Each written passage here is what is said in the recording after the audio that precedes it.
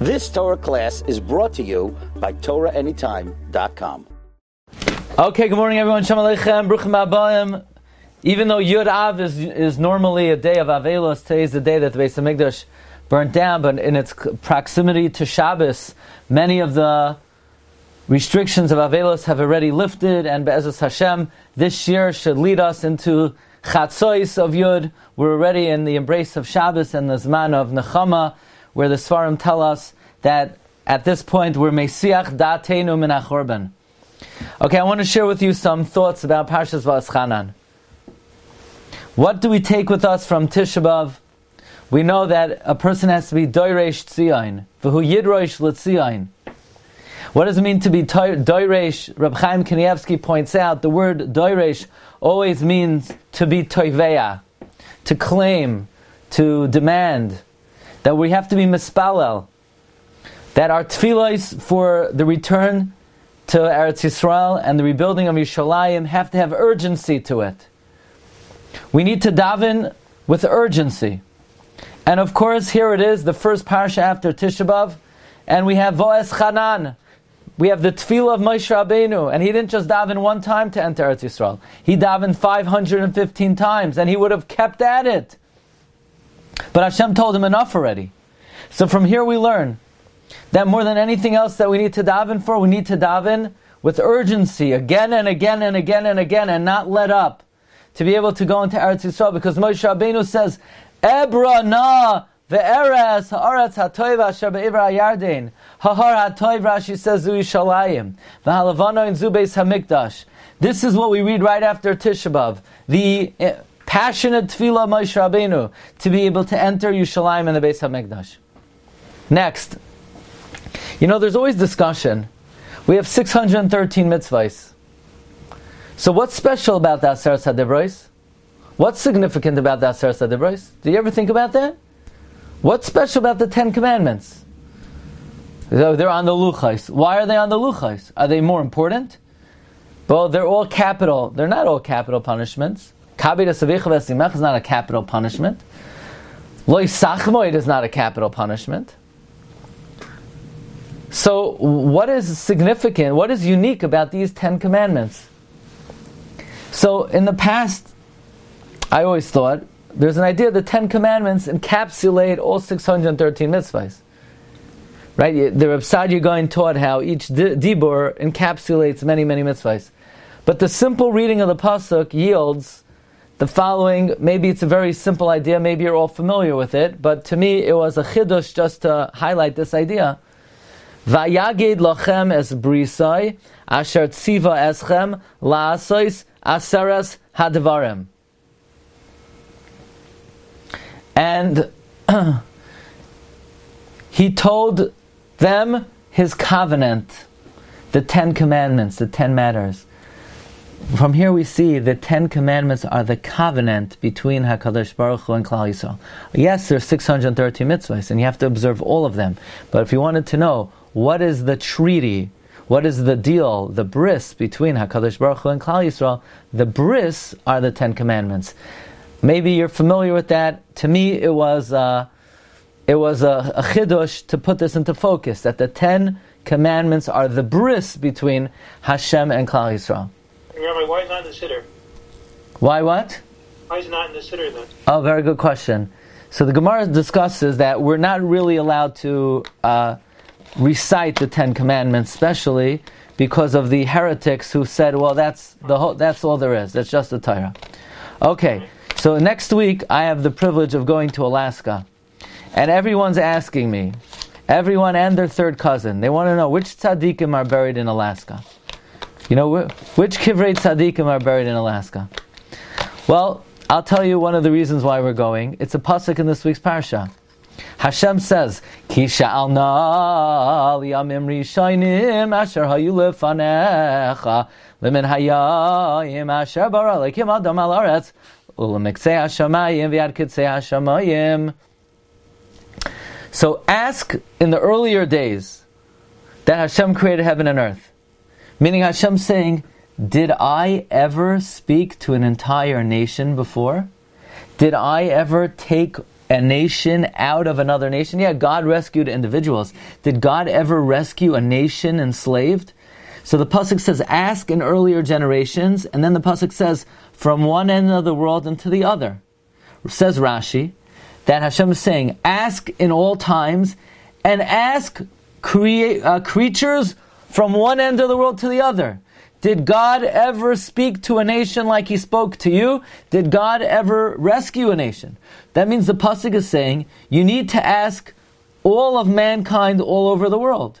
You have to ask, did this ever happen before? So therefore the pasuk is saying, you need to go around the whole world and find out, was this ever replicated? Was Matan Torah, was an event like Matan Torah ever replicated? So it's important to be aware of what has occurred everywhere in the whole world, from one end of the world to the other, and from the beginning of time until now.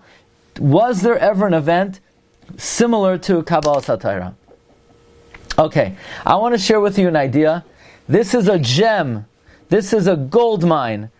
I thought of this idea during Kabbalah Shabbos a few weeks ago, and luckily I had a good excuse to put it on the Parsha. Here's how I wrote it. Actually, I'm going to tell you how it occurred to me. You know, we say in Kabbalah Shabbos, Shamar v'zachar b'dibur echad, guard and remember, in one word, Hishmiyanu kel hamiyuchad. The one God made it heard to us. Hashem echad u'shma echad. God is one and His name is one. L'shem u'seferes v'lesila. So it struck me. It seems like the reason why God said Shamar v'zachar in one word is because God is one. You hear what we're saying? Shamar v'zachar b'dibur echad hishmiyanu kel hamiyuchad. It seems to me that from the wording of Kabbalah Shabbos, Reb Shlomo HaKavitz, that the reason why God said Shamar v'zachar b'dibur echad is because since God is one, He had to say Shabbos in one statement. And I would like to explain as follows. We know, Baruch atah Adonai Eloheinu melech haolam shehakol niyeh b'dvarei.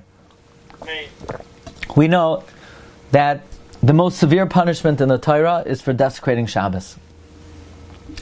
And I think it's a valid question. Why is it so severe to violate Shabbos? What's the problem? I need to rest. Why do I need to rest? I believe in God. I believe God created the world. I believe God controls everything that happens in the world. I believe Hashem sees my actions, knows my thoughts, and knows my intentions. Why do I need to rest? I don't like to rest. I like to work.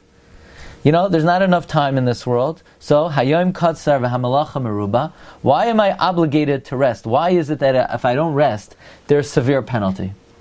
The Rambam writes in the Mar Nevuchim that belief is not enough. Belief is fleeting. I believe. Really, I believe? Person could believe anything. Belief and conviction is not important until we see action. Action. You need maisa. You believe in God, really? Then what are you willing to do because of your belief? You believe God created the world in 6 days and He rested on the 7th? That's not enough. You need to show in action that you believe. So we work 6 days, we rest on the 7th. Says Amar Nevuchim, Shabbos, you know, if you have a pearl necklace, 1 pearl, 2 pearl, 3 pearl, if you don't make a knot at the end of the string, all the pearls are falling down. It's very nice you believe in God, but until you make a knot and you show in action that you believe, the first 3 commandments will fall away. Shabbos is the knot that holds in place the first 3 commandments. In other words, Shabbos is the action that demonstrates belief in one God. And therefore, since Shabbos is the action of Emunah, so if you want to know what Shabbos is, it's Shamar v'Zachar has to be B'dibur Echad. Why? Because Hishmiyanu Kel Hamiyuchad. Shabbos demonstrates emunah in Hashem. Shabbos is the action of emunah. And therefore, because HaKadosh Baruch Hu is echad, Shabbos must be transmitted b'dibur echad. That's the inyan why Shamar v'Zachar b'dibur echad. Okay. Next. Right after Tisha B'Av, we have the Parsha of Shema. Just to share very briefly, there's an idea that when one says Shema, one needs to have in mind that if ever put to the ultimate test, one would give up their life for Hashem. And it's a big challenge. We spoke about yesterday that there were many great people who were not able to pass this challenge. There are many great people who failed in this challenge.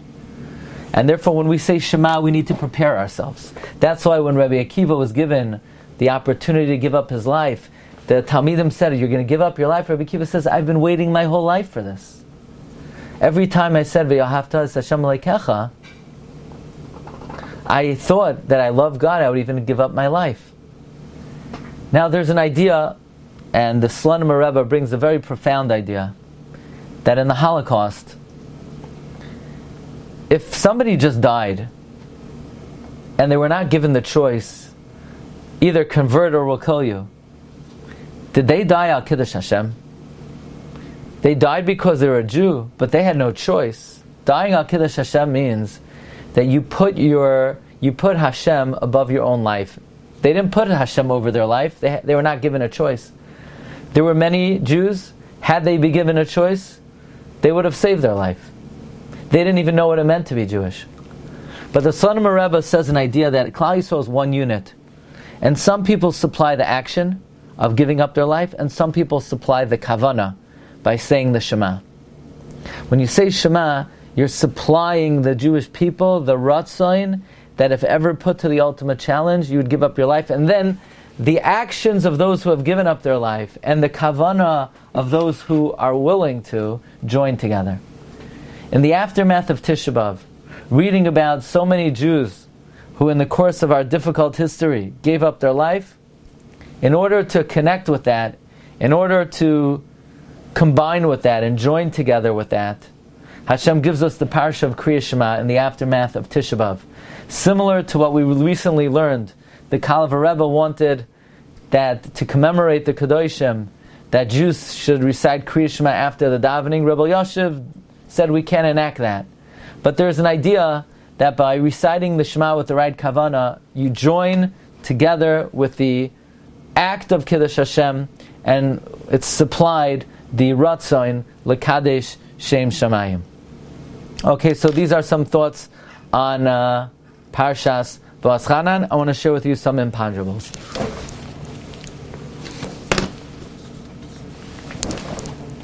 You've just experienced another Torah class brought to you by TorahAnytime.com.